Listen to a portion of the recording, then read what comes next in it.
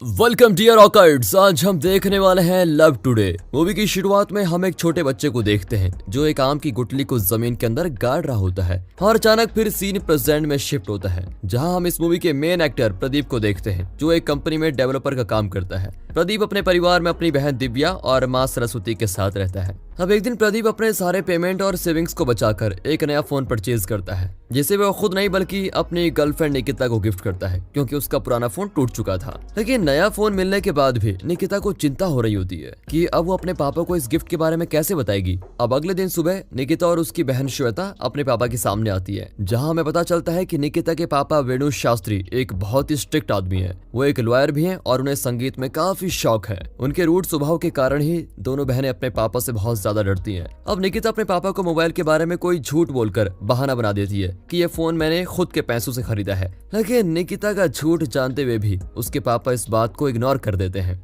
इसके बाद निकिता और प्रदीप की फिर से मुलाकात होती है जहां निकिता उसको एक मेटेलिक कड़ा गिफ्ट करती है और कहती है कि इसको हमेशा पहन के रखना, इससे तुम्हें हमेशा मेरी याद आएगी।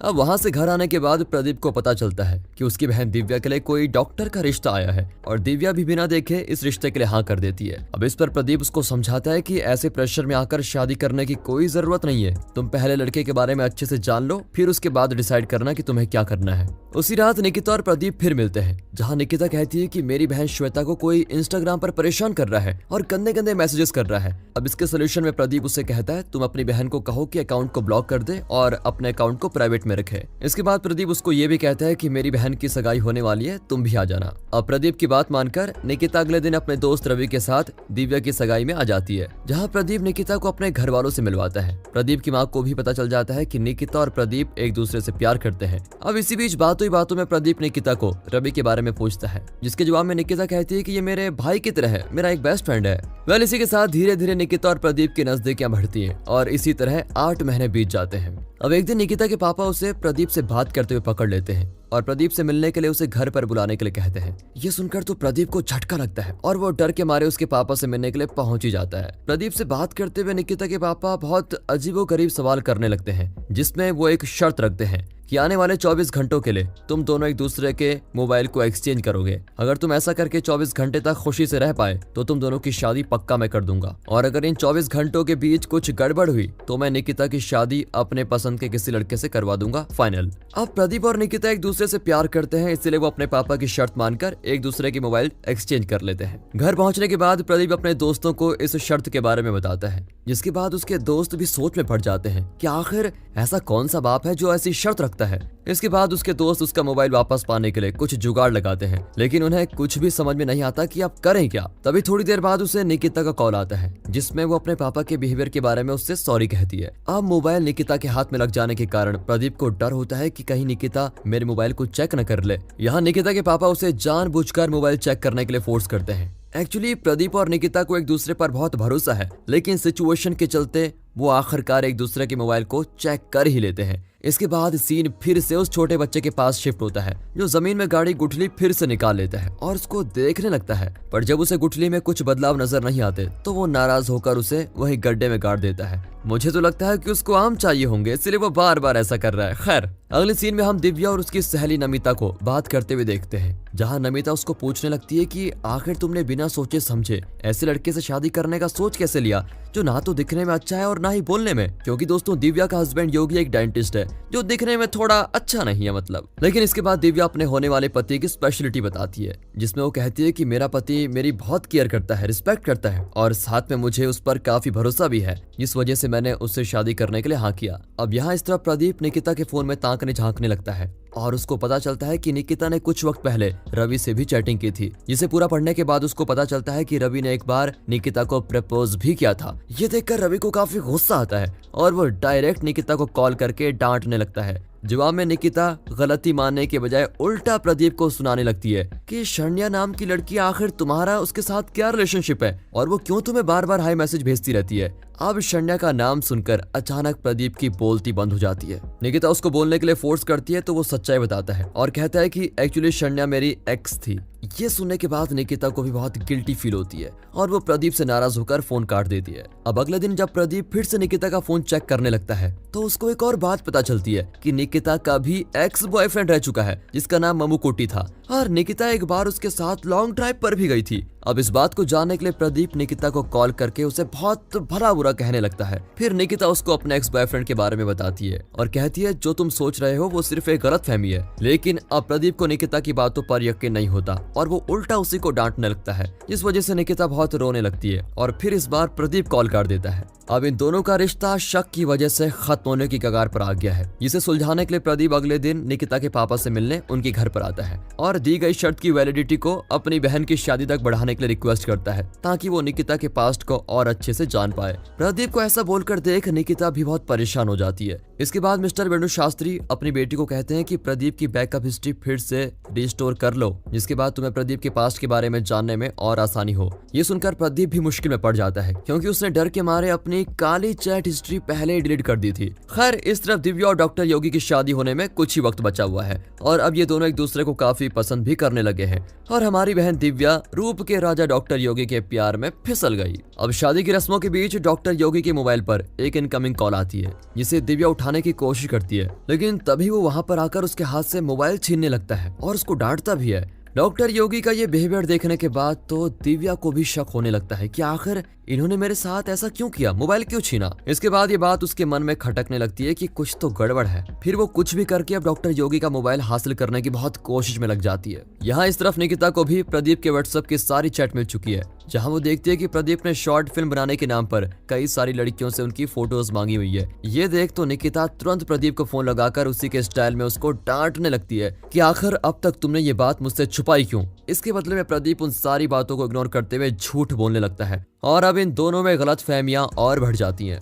अब अगले दिन हम दिव्या की मेहंदी रस्म का सीन देखते हैं, जहां प्रदीप अपने दोस्तों के साथ दारू पार्टी करता है। तभी वहां उसी के दोस्त दिनेश की एंट्री होती है, जिसे देखने के बाद तुरंत प्रदीप को याद आता है कि कॉलेज के दिनों में प्रदीप ने एक शरारत की थी, जिसमें उसने एक लड़की का नकली इंस्टा अकाउंट बनाकर प्रदीप को उल्लू बनाया था। और उस अकाउंट की खासियत ये थी कि कॉलेज के बहुत सारे लड़के उस अकाउंट को अपने मोबाइल में लॉगिन करके अपने गंदे कामों के लिए यूज करते थे। लेकिन अब तो प्रदीप की हालत खराब हो जाती है जब उसे याद आता है कि उसके मोबाइल में अकाउंट अभी भी लॉगिन है और ओपन है। तो होना क्या था, फाइनली निकिता के हाथ में प्रदीप की ब्राउजर हिस्ट्री लग जाती है, जहां उसे भी वही नजर आता है जो हर किसी सिंगल लड़के की ब्राउजर हिस्ट्री में मौजूद होता है। लेकिन इन सब के बीच में निकिता को प्रदीप के फेक इंस्टाग्राम के अकाउंट के बारे में जरा सी भी खबर नहीं थी। अब कुछ लड़कियों की चैटिंग हिस्ट्री पढ़ने के बाद उसे ये भी पता चलता है कि जो कुत्ते का बच्चा प्रदीप ने उसे गिफ्ट किया था वो एक्चुअली किसी सोफी नाम की लड़की ने उसे पास्ट में दिया था, जो उसकी एक्स रह चुकी है। मतलब प्रदीप ने निकिता जैसी काफी सारी लड़कियों से अफेयर करके रखा था, जिसके राज अब धीरे धीरे निकिता जानने लगी है। और अब सोफी का नाम सुनकर निकिता और भड़क जाती है और उसे फोन करके इस बारे में पूछने लगती है,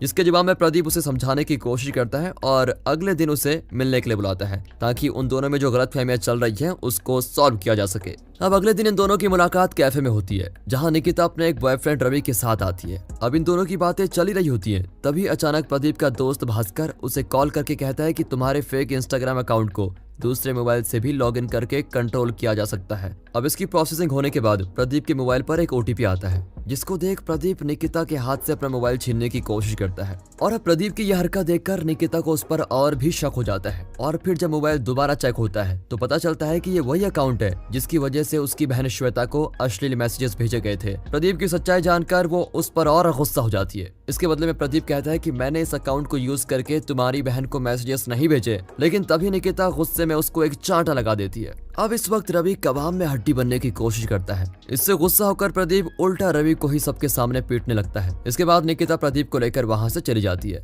अब कैफे में बेइज्जती होने के बाद प्रदीप अपने दोस्तों के पास आता है और उन पर श्वेता को अश्लील मैसेजेस भेजने का आरोप लगाता है और उन्हें वहां से चले जाने के लिए कह देता है। इस तरफ शादी के फंक्शन में दिव्या को अपने होने वाले पति पर शक होने लगा है, जिस वजह से उन दोनों में बहस भी हो जाती है। अपनी बहन की मुश्किल देखने के बाद प्रदीप योगी का फोन खींच लेता है। तभी प्रदीप की माँ वहां आकर उसे थप्पड़ लगा देती है। अब प्रदीप रास्ते पर जाकर रोने लगता है। इसको देख उसकी माँ सरस्वती पूछती है कि तुम्हें क्या हुआ। जवाब में वो अपनी माँ को निकिता और उसके बीच हुई सारी घटनाओं के बारे में सब कुछ सच सच बता देता है। इसके बाद उसकी माँ उसको समझाते हुए कहती है कि हर लड़की को अपनी इज्जत प्यारी होती है बेटा, और रोज उसे किसी मुश्किल का सामना करना पड़ता है। और उसी तरह तुम्हारी गर्लफ्रेंड निकिता है, जिसे बहुत सारे लोगों ने सोशल मीडिया के जरिए मैसेजेस किए होंगे और उसने बात करने की कोशिश की होगी। और अगर निकिता उनके साथ अपना वक्त बिताती है तो इसका मतलब ये नहीं कि वो तुम्हें धोखा दे रही है। तुम्हें निकिता की रिस्पेक्ट रिस्पेक्ट करनी चाहिए और अपने रिश्ते के बीच भरोसा रखना चाहिए। जिसके बाद प्रदीप को अपनी गलती का एहसास होने लगता है। अब थोड़ी देर बाद दिव्या का होने वाला पति और प्रदीप अकेले में बात करते हैं, जहां योगी उसे फोन न देने के पीछे का कारण बताता है और कहता है कि मेरे सभी दोस्त मेरे रंग रूप को देखकर हमेशा मेरा मजाक उड़ाते हैं, जिसकी कुछ चैटिंग और फोटो मेरे मोबाइल में मौजूद है और मैं नहीं चाहता कि तुम्हारी बहन इनको देखकर मुझे रिजेक्ट करे। और ये सारी बातें दिव्या ऑनलाइन प्रदीप के मोबाइल में सुन रही होती है। इसे सुनने के बाद तो उसके दिल में योगी के लिए भरोसा और प्यार और भी बढ़ जाता है और अब प्रदीप अपने दोस्तों से मिलकर अपने बर्ताव के लिए उनसे माफी मांगता है और वो फिर से एक हो जाते हैं। तभी मूवी में आता है अगला ट्विस्ट, जब निकिता जैसी दिखने वाली एक लड़की का MMS सारे लड़कों के मोबाइल पर वायरल हो जाता है, जिसे देखने के बाद निकिता के पिता रेणु शास्त्री को बहुत बड़ा झटका लगता है और वो अपनी बेटी को पीटने लगते हैं और साथ में इसका दुख निकिता को भी होता है। फिर वो वैसे ही घर के बाहर चली जाती है। निकिता के जाने की खबर तुरंत उसकी बहन श्वेता प्रदीप को देती है और प्रदीप भी उसको ढूंढते हुए निकल जाता है। प्रदीप उसे ढूंढते ढूंढते एक पेड़ के पास आता है, जहां कहानी पास्ट में शिफ्ट होती है, जहां हम फिर उसी गुठली वाले बच्चे को देखते हैं जो हर बार गुठली को जमीन के अंदर गाड़ रहा होता है और बाहर निकालता है। एक्चुअली वो बच्चा ये सब इसलिए करता है क्योंकि वो सोचता है अगले दिन शायद गुठली का पेड़ बन जाए। तभी उस बच्चे की माँ वहां आकर उसे समझाती है कि अगर तुम भरोसा करो तो इसका एक दिन पेड़ जरूर बनेगा। उस औरत को देखने के बाद तो आपको पता चल ही गया होगा कि ये लड़का और कोई नहीं बल्कि हमारा प्रदीप भैया है और माँ के कहने के मुताबिक वो पेड़ भी काफी बड़ा हो चुका है। अब निकिता को ढूंढते ढूंढते प्रदीप फाइनली एक बीच के किनारे पर जाता है, जहां उसे निकिता बैठी भी मिलती है। अब उसके पास जाते ही निकिता बहुत रोने लगती है और उससे अपनी गलती के लिए माफी भी मांगती है। इसको रोता हुआ देख प्रदीप भी उसको अपनी की गलती के लिए सॉरी कहता है और दोनों अपने बीच की मिसअंडरस्टैंडिंग को खत्म कर देते हैं और एक दूसरे को गले लगा लेते हैं। तभी हम देखते हैं कि प्रदीप के दोस्त उस MMS को वायरल करने वाले एक अनजान आदमी को पकड़ ही लेते हैं, जो और कोई नहीं बल्कि निकिता के ऑफिस में काम करने वाला ही एक एम्प्लॉय है, जिसने किसी और MMS पर निकिता का फेस चिपकाकर उस वीडियो को मॉडिफाई कर दिया था और इस वजह से बेचारी निकिता की इज्जत बदनाम हो गई। पकड़ने के बाद उस आरोपी को पुलिस के हवाले कर दिया जाता है। अब सब कुछ सही होने के बाद फाइनली प्रदीप निकिता के घर उसके पापा से मिलने के लिए पहुंच जाता है, जहां उसके पापा उन दोनों को समझाते हुए कहते हैं, मैंने तुम दोनों के मोबाइल एक्सचेंज इसलिए करवाए ताकि मैं जानना चाहता हूं कि अगर इन फ्यूचर तुम दोनों में दूरी आती है तो तुम दोनों उसका कैसे सामना करो। मैं तो बस तुम्हारा एग्जाम ले रहा था, तुम दोनों इसमें लगभग पास हो ही गए हो। इसके बाद खुश होकर रेणु शास्त्री अपनी बेटी निकिता की शादी प्रदीप के साथ करने के लिए राजी हो जाता है और इस तरह उनके परिवार में आ जाती है खुशहाली। लेकिन अभी भी ये क्वेश्चन का आंसर नहीं मिला कि आखिर वो कौन था जिसने निकिता की बहन श्वेता को अश्लील मैसेजेस भेजे थे। और इसी तरह के सस्पेंस सीन के साथ इस मूवी का दी एंड हो जाता है। तो दोस्तों, अगर आपको पता है किसने वो मैसेज भेजे, कमेंट करके बताइए। मिलते हैं अगली वीडियो में, तब तक के लिए गुड बाय, अपना ख्याल रखिए and finally thanks for watching.